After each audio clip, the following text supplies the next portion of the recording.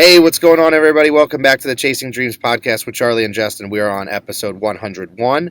And now that we have that 100th episode out of the way, it feels like there's not much to anticipate. Yeah. Like saying 101 was kind of anticlimactic because we were kind of building up to episode 100. Now it's not that it's any less important, but it's just a little bit more dull. Now we just start back to the grind. Yeah, rolling to 150 or 200 or wherever we're headed next. Yeah. Well, actually, no, I take that back. We have 104 coming up. Yeah, that's which 2 is years. 2 years, so that's a big one, of course. But then after that, then it'll be a little bit monotonous going forward. Yep. But speaking of episodes of the podcast and stuff, like last week when you and I talked, we said that we needed to get more guests on.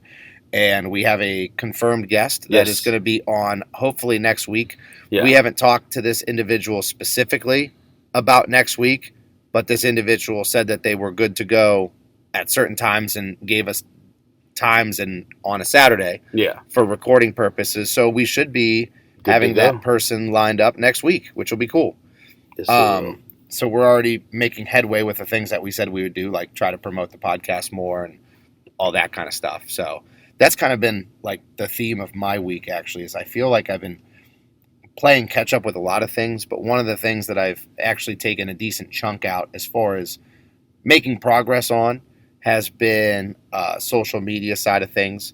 I don't know how much I divulged on the podcast before, but I think I talked about it. I'm just trying to recollect. I mean, yeah, when you have over 100 episodes, things start to string together.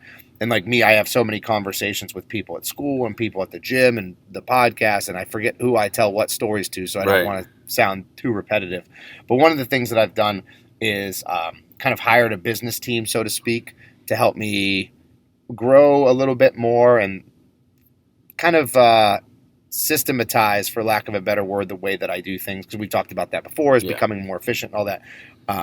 So I kind of have this outline of social media on some things that I'd like to do going forward and kind of how to elicit a little bit more of a response or an outreach in organic fashion. Like, not necessarily just gain more followers, but how do you gain more engagement? How do you interact with people? How do you let your brand grow a little bit?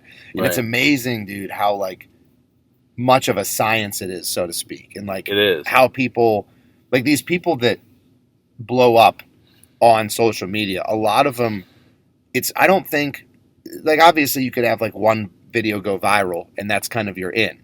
And then after that, it's a well-oiled machine and you can post anything and it gets lots of hits or lots of views.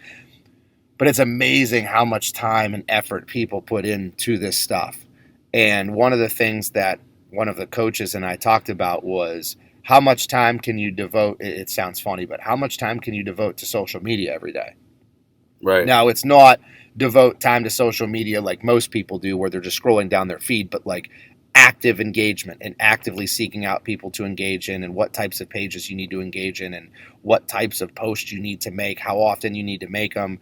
And we're talking like some of the elite guys and girls are posting like for multiple, like 3 or 4 hours a day. Right. Just straight, like on Instagram, interacting with different profiles and creating content. And it's a whole other animal. It's a whole industry in itself. Yeah. An industry nuts. within an industry. Yeah, it is. For sure. That's a good way to word it because it can be used, like social media is its own animal and it's its own industry, but you can use it as an industry within an industry. So me being like training, and there was like a lot of things that I went through and kind of itemized a little bit because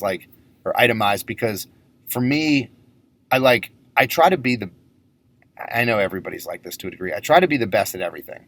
So if I do something, I want to be the best at it. So I want to be the best trainer. I want to be the best teacher. I want to be the best coach. Want to be the best friend, whatever. So like when it comes to social media, I try to portray all those hats that I wear, right? I put stuff about my school and my kids at school. I put stuff about my training. I put stuff about me, like my bodybuilding stuff. And I, talks with these business coaches that I've been working with for a while and with a very good friend of mine, Dr. Edwin.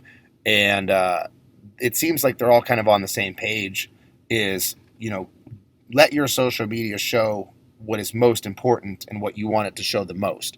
So instead of, because like when you look at my social media, there's all that different stuff on it. And they said, don't send conflicting messages. Like if the number one thing you focus on is training athletes, that needs to be highly visible from your page. Yep. Like, okay, you post pictures of your athletes, so you have something to do with athletics, but you're not in the picture. So are you just promoting them, or are you the one that's helping them grow? Like maybe you need to take more pictures with you and the athletes. There's a lot of pictures of you bodybuilding. That doesn't really send the message of what you do. Oh, is he a bodybuilder, or does he train other people, or what does he do? And, not that you can't post those things, but you need to allocate the most amount of effort to the things that you're trying to focus on the most. So I think that starting Monday, and the reason I say starting Monday is because it's so overwhelming, the amount of info that I need to digest. Yeah. But starting Monday, I'm going to make a definitive run at doing things from an algorithm perspective, doing things, quote, the right way. Right. When I do my social media stuff. So I'm going to be spending a lot more time being interactive on social media, and then ideally a lot less time being, like, I guess, not interactive, or just normal time where you're just scrolling, because I do that a lot. Yeah. And it's not necessarily a bad thing, because it lets me see a lot and learn a lot, because to be honest, dude, like I learn stuff from social media. Like, and I know that other people do that as well, because my athletes, the one thing that I do with my athletes is let them get real in tune with what we're doing. Like I explain why we're doing that. I want them to use the terminology that I use. And then a lot of times they'll come back with things that they see on social media, and they'll want to implement it. Like, not just say, hey, I saw this jacked dude doing something, so if he's jacked and he does this, then if I do this, I'll be jacked. They're a lot more analytical with it. Yeah. Like they'll say, hey, I saw this really great exercise or this drill for lateral movement. I know that we do this, and it's kind of like what we do, but you added this to it. Have you ever seen this before? And then they'll show it to me. I say, oh, no, that sounds really cool. Well, let's program that in for a little bit and see how it works or whatever. So, like, I know that people learn from social media, so I don't want to say that just scrolling and perusing is a bad thing. But be purpose driven, though. Yeah. You know what I mean? Like, just because you're scrolling, quote unquote, mindlessly, doesn't have to mean it's actually mindlessly. We can still be purpose driven when we're just spending that time looking through the things that interest us. Dude, weekends are my best days because of that purpose driven mentality. Mm-hmm. Because like Saturday morning, long before the sun comes up, you and I, and that's been our typical meeting time. Obviously it changes days and times, but normally it's Saturday morning, 5 o'clock, 6 o'clock, somewhere in that range. Yep. You and I meet up and we record this, and it puts me in a purpose-driven mindset. Right. Because I'm thinking about the stuff that we're saying through the entirety of the day, and I'm super motivated. Now, when I get up on Monday, I'm motivated, but I tend to go through the motions a little bit because I'm not actively thinking about that purpose-driven mentality. Mm-hmm. Like, we're not, and I think part of it's like freedom, because like I'm definitely not free on the weekends, like obviously, but I can allocate time to what I need to do based on what I feel like. So I have like 10 hours today and I got to get X, Y, and Z done. Well, I can do X first, I can do Y first, or I can do Z first, but I have to stay focused to make sure that I get all those things done. So you kind of get into that little bit of, for lack of a better phrase, like you said, that purpose-driven mentality, and you just go through and do everything. Whereas on the weekdays, I don't have choices of when I get to do what.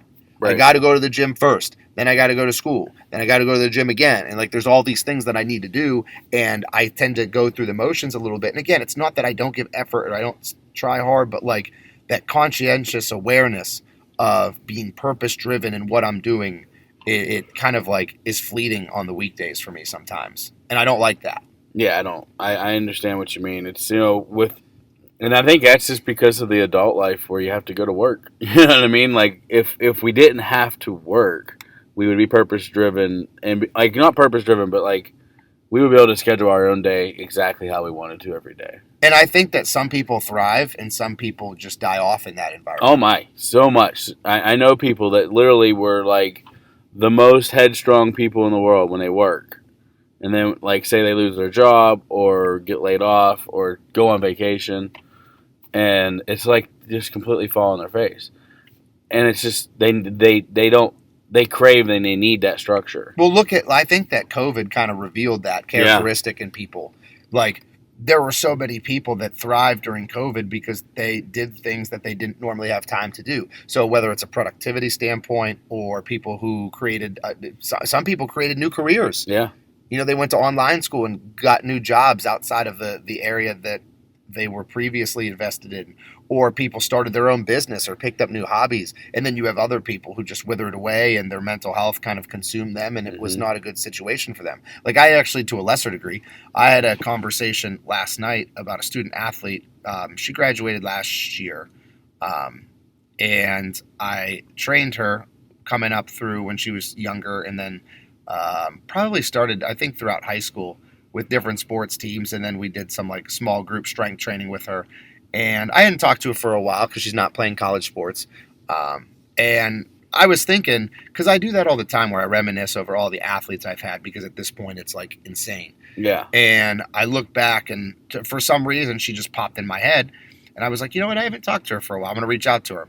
So anyway, I reached out and texted her and just said, hey, what's going on? Just want to check in, see how you were, see if you need anything from me, blah, blah, blah.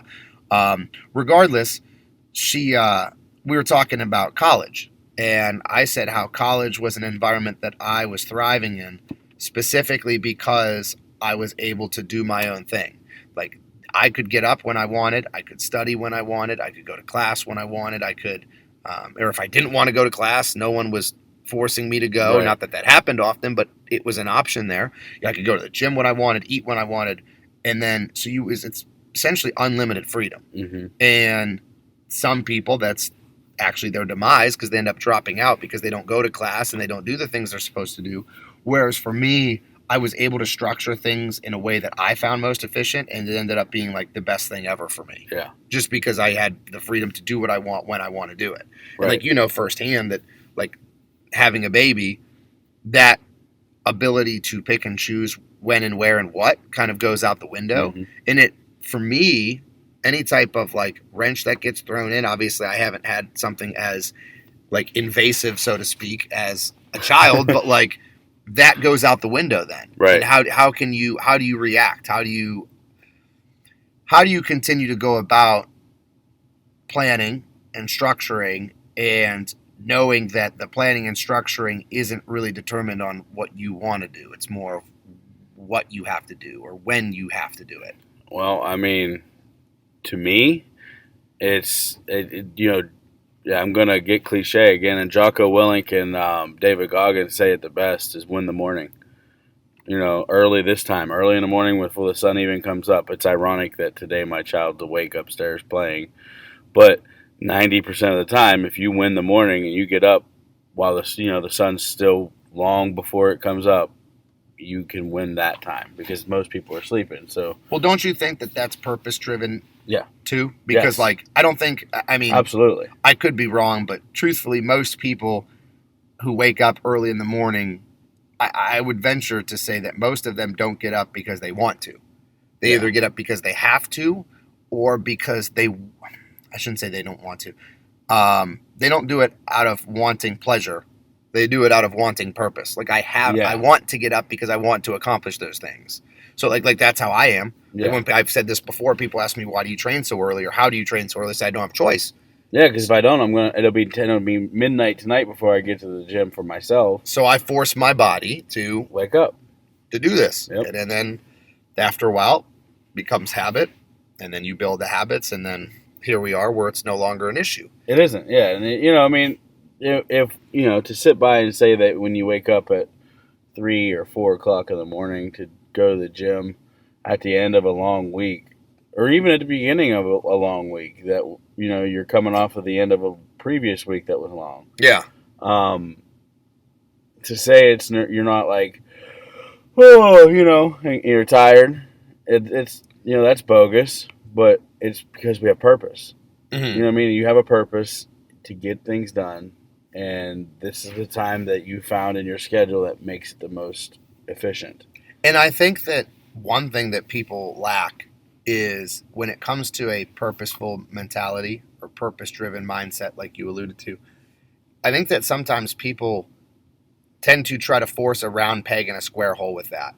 So I'm not saying that, and this is going to go completely against the grain of everything we've ever preached. But if you're continuing to try to be purpose driven with something and it continues to be an uphill battle and a struggle and a fight every day, then maybe that's not truly purposeful living. Like, if there's something that you do, like, if like, I'll just use the gym as an example. If you tell yourself, I want to go to the gym because I want to change my life and get in better shape.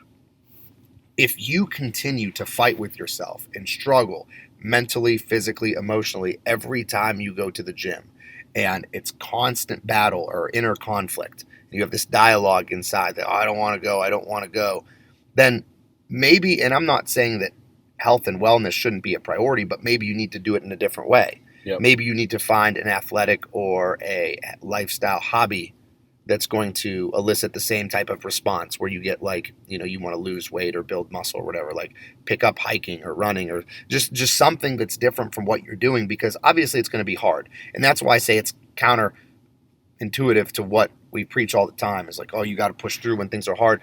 But I feel like if it's so difficult for you to do something, then maybe you need to rethink your purpose. Like, maybe this purpose-driven mentality that you're trying to instill for something is just, again, round peg, square hole. Maybe it's not actually going to work out for you. Maybe it's not even rethink your purpose, but like just dig deeper into yourself and actually find your purpose.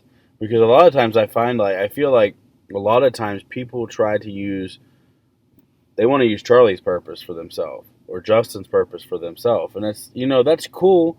If it fits, if what we do every day fits, or if what David Goggins does, or any of these famous people that you look up to, if what they do fits what you want to do, cool. But if it doesn't, after a little while of trying it, like dig deeper inside yourself and find your purpose. Yeah, because like the analogy that I could use would be like, as a coach, I run into this periodically, a lot more frequently than I would like, where we have athletes in the different sports that I've coached at over the years, and every year you got one or two kids, depending on the size of the team, that just is incessantly negative about being there. I don't want to be here. I don't want to go to practice. And every drill we do, there's like, oh, we got to do this, or how long till practice? It's just continuous negativity towards being present, whether it's, conditioning, whether it's lifting, whether it's practicing, whether it's position meetings in football. Like, regardless, like, there's always someone that's always prepared. And I tell these kids, like, don't come. Like, and that's not me being a negative person towards you. I'm just saying, if you come to football practice and every single day you're complaining and dreading being here, then why are you coming? Yeah, why are you doing something that brings you so much misery? Again, everything we do, especially hobbies, are meant to provide value. Yeah. Like, if you want to, like, the reason you play basketball or the reason you run track or the reason you play volleyball should be because it brings value to your life, because you enjoy it and because you love it and you want to be there. Why would you spend hours a day, every day, in the way sports are now, year round, doing something that you don't want to do? Like, I'm not saying I love practice every day, but most days I actually like going to practice when I played. Yeah. I wonder if, because I see that a lot with kids today. And I don't have the interaction with kids like you do, but I do have some kids that I interact with regular. And do you think that it's the environment, like the outside environment around them that they're around all the time? So the negativity in their neighborhood or in their house or in their family, you know what I mean? Or like that, the overall negative stigma that you get when you walk down the halls of a high school. Well, I think so. I think because, like, and it's not just with kids, it's with everybody. I feel like an overwhelming majority of people are doing stuff all day that they don't want to do.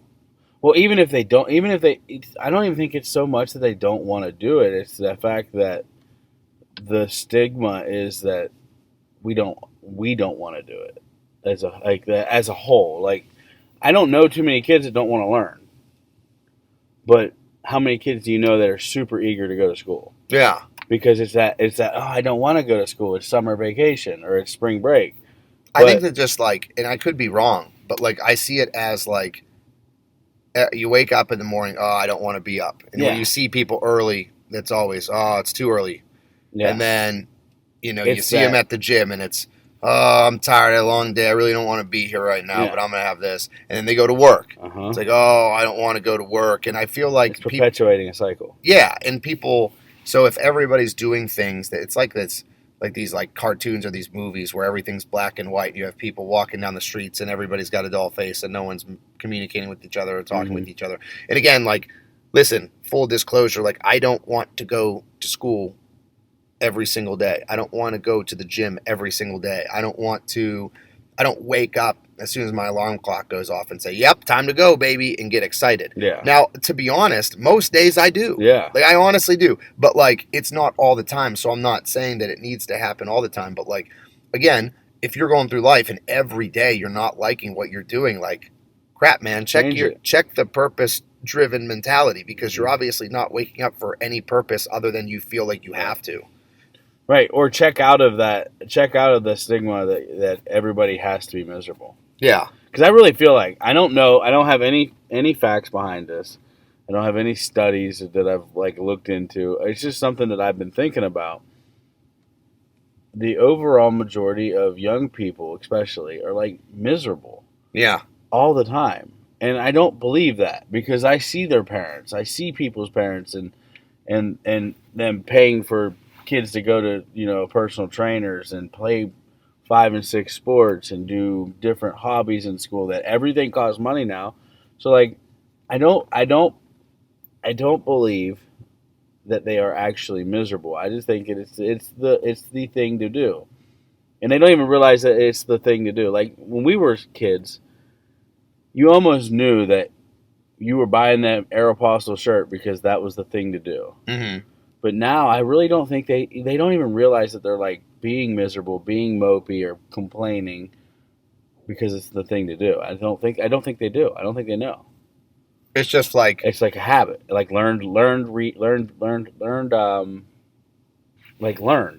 over time instead of like it's like you just blend in. yeah.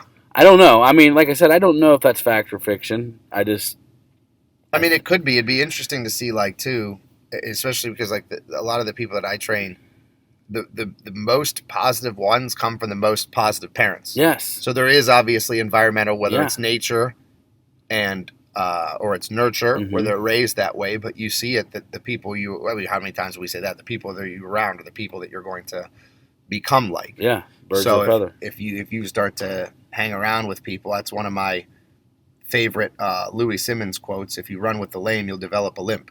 Yeah. So like, you have to figure out who are you around and just be self-aware. Cause like you said, people don't, and especially kids, you can't expect teenagers to be that self-reflective. Like when I was a teenager, like I wasn't like a self-assessing individual going through and trying to figure out how to be successful and what I just kind of did my thing and went to school and worked pretty hard and played sports and had fun. Yeah, but it was the environment that you were around the rest of the day and the rest of the year that made you not be that way. Yeah, for sure. So let's go to a quick commercial break because I want to we want to get to training updates, and then there's actually something that I want to branch off of this and kind of continue this conversation because coincidentally enough, this was a previous conversation that I had, which is kind of segued from this. So let's go to a quick commercial break, and we'll talk more about that when we come back. As listeners of the Chasing Dreams podcast, we know that you demand the highest quality at all times. If you're interested in quality, look no further than Beast Mode Baking. Beast Mode Baking aims to bring the highest quality, creative, and of course delicious baked goods to your home with nationwide shipping. All orders need to be pre-ordered to ensure they're packed fresh and shipped out to you as soon as possible. Beast Mode Baking offers a flat rate of $15 for shipping due to the size and weight of the cookies and doughs. So if you're interested in Beast Mode Baking, please contact CEO Shannon Knorr. That's at SKNORR13 on Instagram and order your delicious baked goods today because every time you support them, you're supporting the podcast as well. And we are back from our commercial break. All right, so prior to the break, you and I talked a lot about purpose-driven mentality and going through in a negative mindset too, and how that is the opposite of what you want to do. Yeah. You want to get a purpose-driven mentality because if you develop purpose, everything else kind of falls in line. Like, it's cliche, but you talk about the why. Like, if you know what your why is, why do you get up every morning, why do you do these things, then all of a sudden, everything you do is going to have purpose, And if it doesn't, you're going to get rid of it because you know how strongly you attach to what your why is.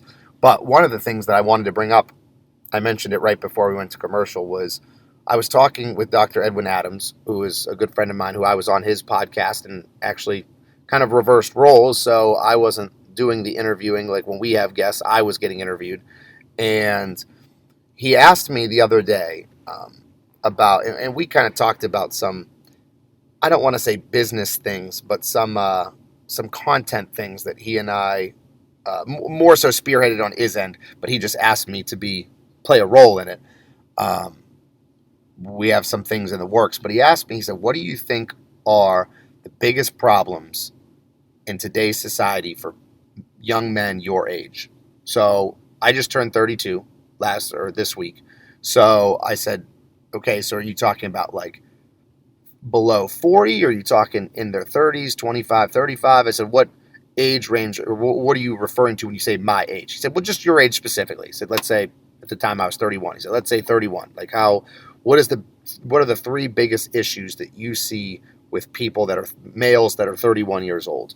And coincidentally enough, considering our conversation that we just had, one of the things that I listed was not being happy with their career choice, or not having 100% fulfillment with their career choice. Like, best case scenario, some people don't hate their job. Like, most people hate it, or a lot of people hate it based on my experience. And then a lot of people who don't hate it at least can tolerate it. They're like, yeah, it's okay. I don't mind it. And it's, again, not like every day I love my jobs. I mean, I do, but like there are frustrating days. So it's not like you're going to be having a smile the entire time you're doing your job throughout the day. Right. But it was just interesting that you and our conversation kind of led to that, because I told him that was one of my top 3 things, was people my age don't seem to be happy with their career choice. And then they constantly debate. It seems like that's like a theme with people, man. Like they constantly go back and forth of, is this what I want to do with my life? Should I change? Blah, blah, blah. And they do that for 2 decades. And then by that time it's too late because you're kind of stuck there. Or it's perceived as being too late. Sure.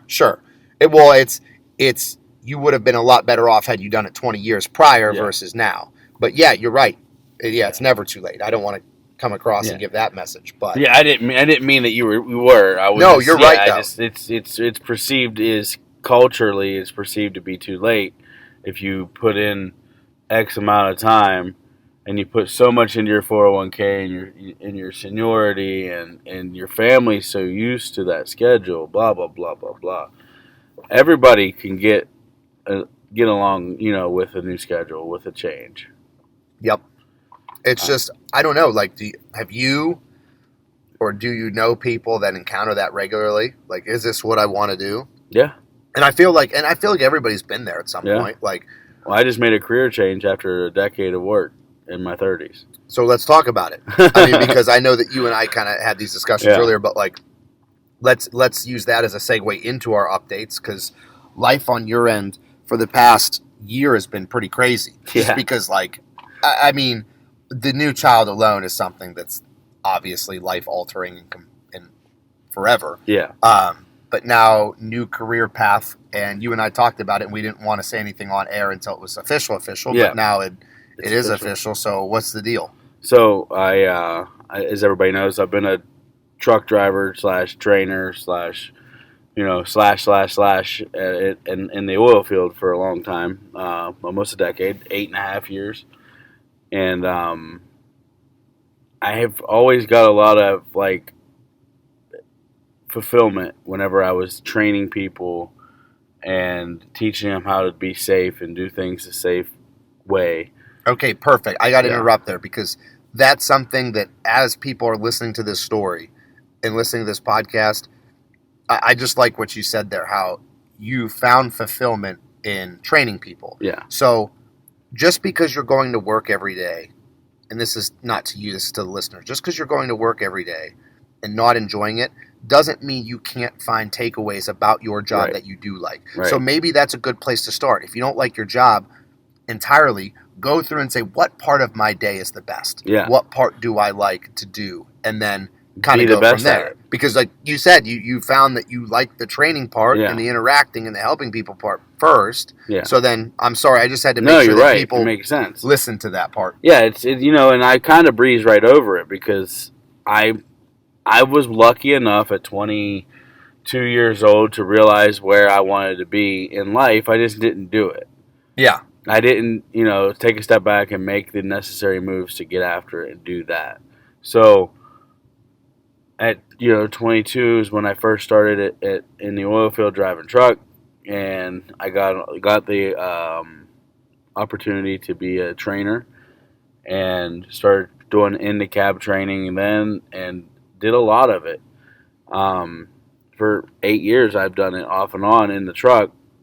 I did a lot in the classroom. I learned how to do dispatch work and stuff in the trucking. So, like, I learned the whole operation in 8.5 years. Mm-hmm. And I realized that I like to train. But I think what I liked the most about it was that I was going to have an effect on their safety and going home. Like, you watch all these videos and all these presentations from companies, and it's always a big theme of, I want you to go home every day, so we're going to do things this is the way we do it. This is the procedures we follow because the theme is we want you to go home to your family. And that was like, it was something that made a lot of sense to me. Well, I think it brings value to you. Yeah. Like, you providing value, that's when me personally, I've always gotten the most value in life when I provide value to others. Yes. So, like, it's that feeling of holding the door open for someone, and they walk by and they say thank you, like, even though it's a tiny little act, like, you felt like, oh, I brought at least some semblance of value to that person today. A very small amount, but I brought value. So I feel like you're probably, I'm assuming, you're getting a lot of fulfillment internally because of it. Yeah. Yeah. So I, moving forward, I recently had been contacted about a different area of the oil field to work. And it caught me off guard because, in my head, everybody knows how I am in my head. I'm kind of beat myself up and I'm hard on myself. So I'm always like, I'm just a dumb truck driver. You know what I mean? But when I get into these conversations with people, they're like, no, you're not. So anyways, I was approached about a job and I did a lot of thinking, a lot of praying on it, a lot of really digging deep and making the playing it out in my head, like what happens. I've been here almost a decade, so I have to know. Mm-hmm. And everything just fell into place. So I accepted a job as in health and safety in the oil field. So I'll be leading people to do things safe and do the job in a way that is efficient, but gets them home every day with their same 10 fingers and toes. Yeah. And that's something that I really enjoy, so I'm excited.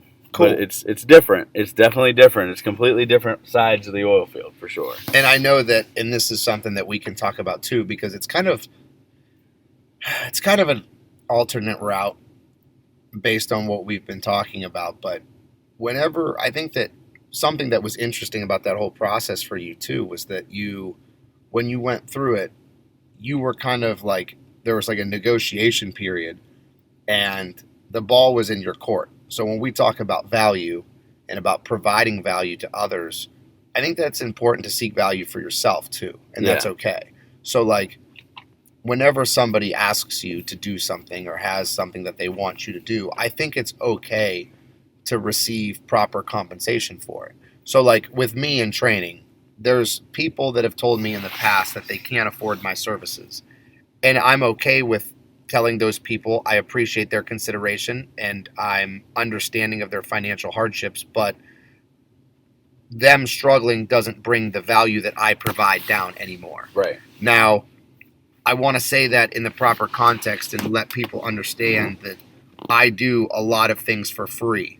I was going to say, if anybody that knows Charlie does a lot of pro bono. So I don't want to make it sound like, hey, you can't pay the money, you don't get Right. to eat. But it's not the case. But I feel like if you make too many compromises, you kind of devalue yourself.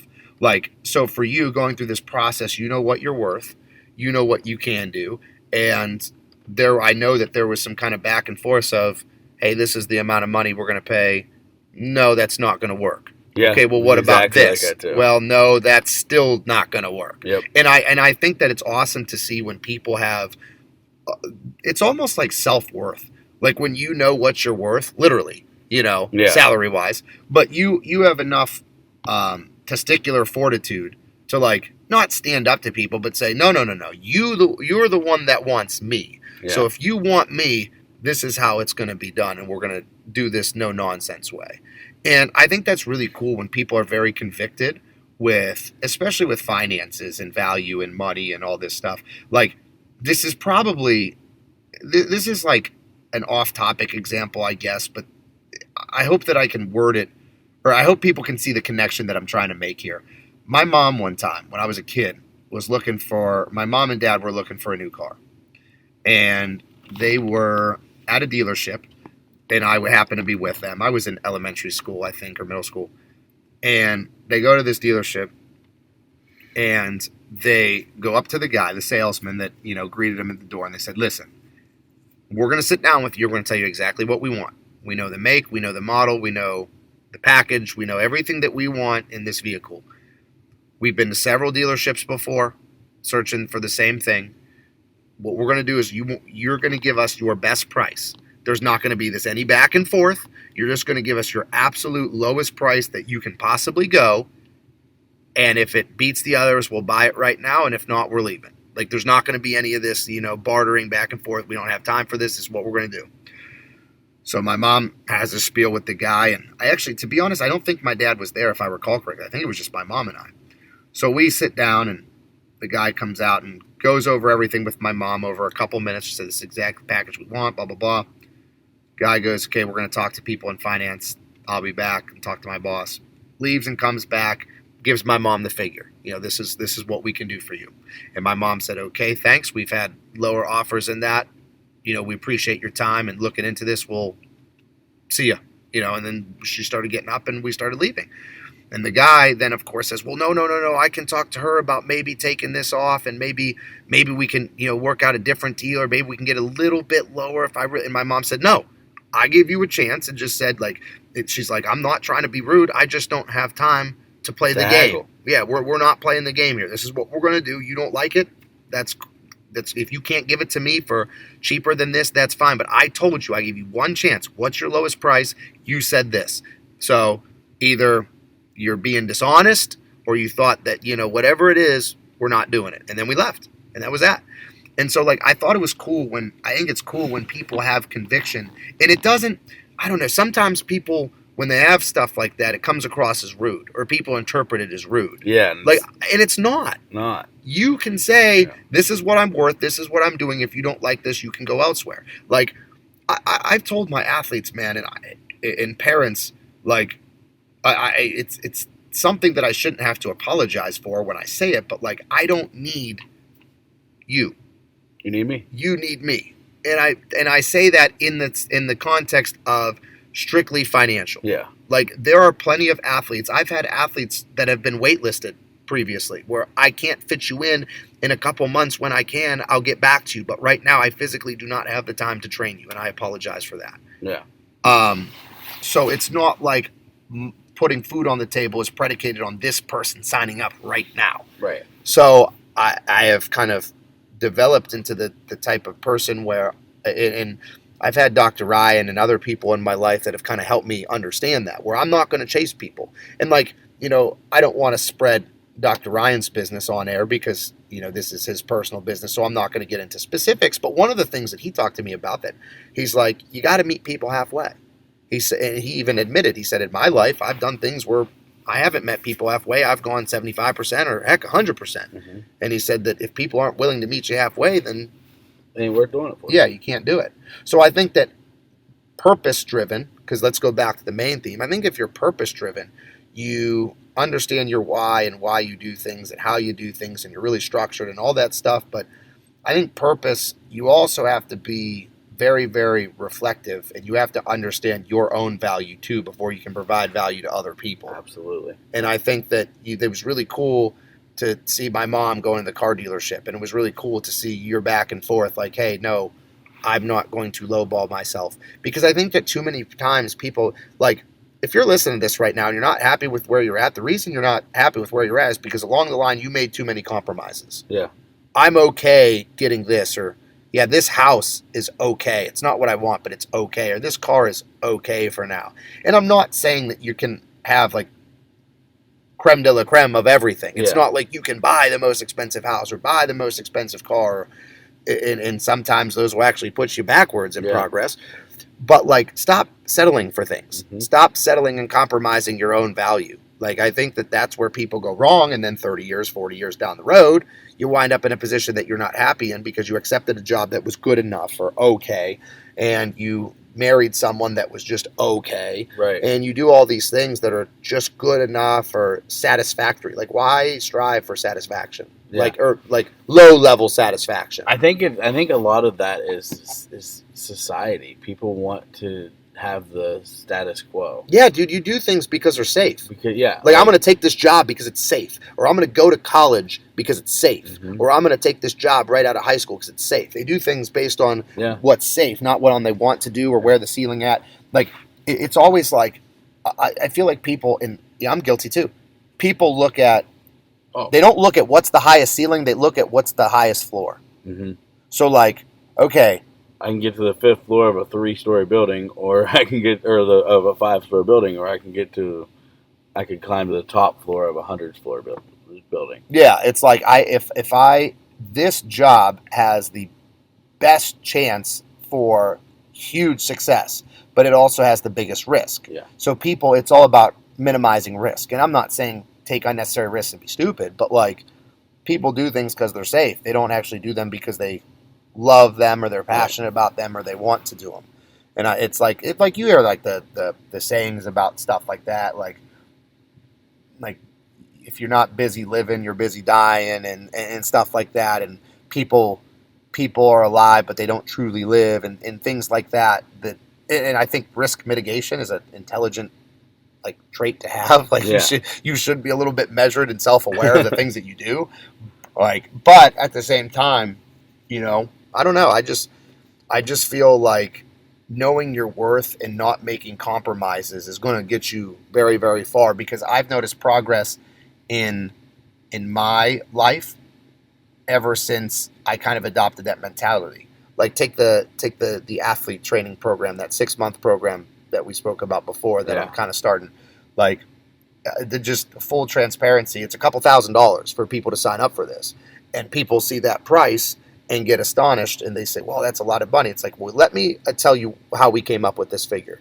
Let me tell you the number of hours, literally daily, that I'm going to put into this. Let me explain to you what your kid's going to get naturally, because you're not going to sign up for them if you don't.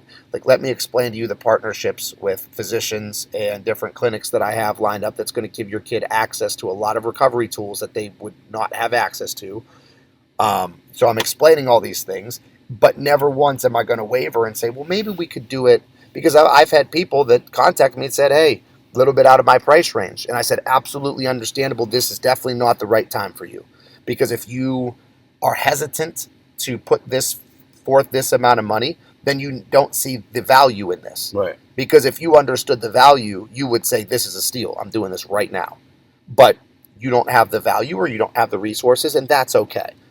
I'm not going to compromise my time and effort or my value because, unfortunately, it's not the right time in your life. Like, that would be like me meeting up with someone and having a relationship with them, and them, or me wanting to get married, or them wanting to get married and I don't, and I just say, well, they really want to, so let's do it. And I'm not going to compromise because of you, just because you want something and it's, okay, good enough for me, or just, I guess I don't really want to, but that's okay, because you can look at it and say, well, that's kind of a bad example, because marriage is a life-changing decision. Every decision's life-changing. Exactly, man. It's like everything I don't make decisions that aren't life-changing. I try not to. I like that. Dude, I like that quote.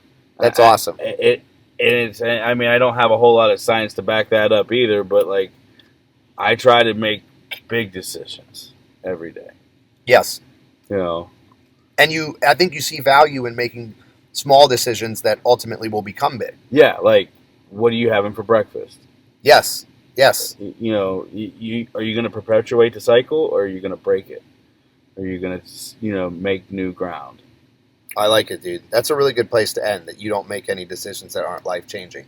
Because every decision, it's either acutely life-changing or chronically life-changing. Exactly. You're either changing your life now Or because like, of this decision, or you're making this decision now and doing it several times is going to eventually manifest itself later. right. So I think that's a wonderful place to end there. I agree. All right, so with that, we have come to the end of another episode of the Chasing Dreams podcast with Charlie and Justin. This has been episode 101. We're coming up on our 2-year anniversary soon. We appreciate you guys sticking with us for the long haul, and we look forward to speaking with you next week. Unbreakable, unstoppable.